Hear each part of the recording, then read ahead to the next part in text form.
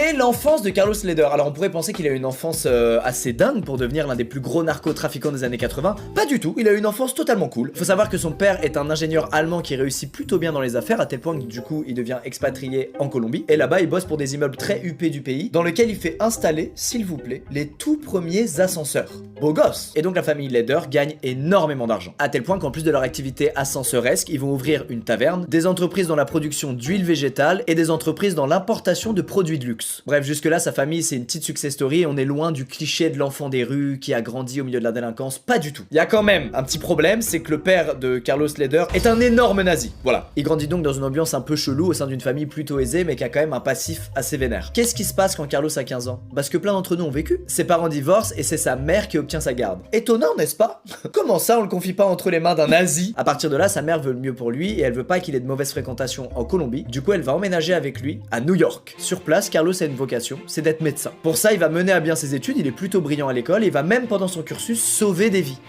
Tout est faux. Tout. En arrivant